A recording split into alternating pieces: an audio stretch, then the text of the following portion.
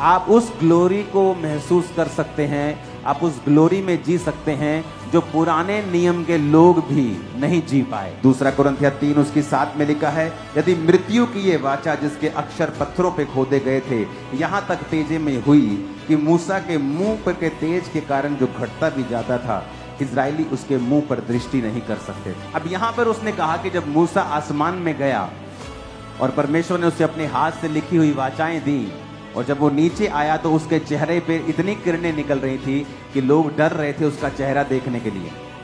तो वचन में लिखा है कि उसका चेहरा जब देखने में डरने लगे तो मूसा ने अपने चेहरे के ऊपर पर्दा डाल लिया, क्योंकि उसका जो तेज था चेहरे के ऊपर वो बहुत ज्यादा था।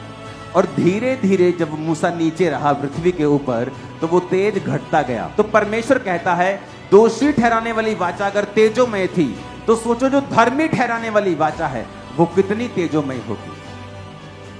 आप उस ग्लोरी को महसूस कर सकते हैं, आप उस ग्लोरी में जी सकते हैं जो पुराने नियम के लोग भी नहीं जी पाए।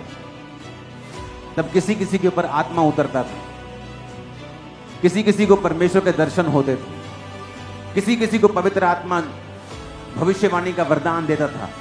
लेकिन अब नया नियम में लिखा है कि मैं अपना आत्मा सब मनुष्यों के ऊपर उंडेल दूंगा। जब आप रोज परमेश्वर की प्रेजेंस में बैठते हैं, वो आपकी लाइफ पे अंश अंश करके काम करता है। एक कमी आपकी लाइफ से वो निकालने के लिए वो आपकी अगुवाई करता है। वो कहता वो ग्लोरी जो मूसा के चेहरे पे थी अब वो तुम्हारे चेहरे पे आ सकती है, तुम्हारी लाइफ पे आ सकती है। मूसा ने वो ग्लोरी तब पाई जब वो परमेश्वर की हुजूरी में था।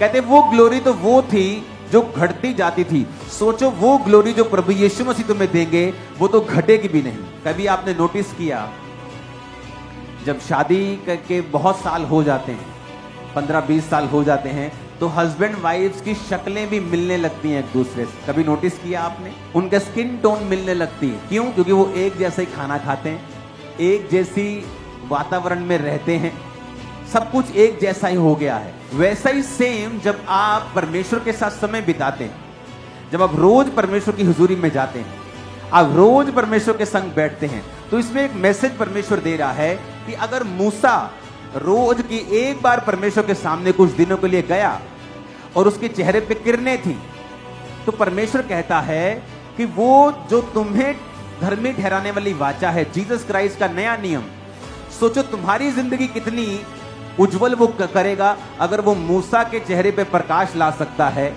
दोषी ठहराने वाली वाचा को लेने वक्त सोचो जीसस क्राइस्ट की वाचा जो तुम्हारे हाथ में है, तुम्हारी लाइफ पर कैसा प्रकाश होगा।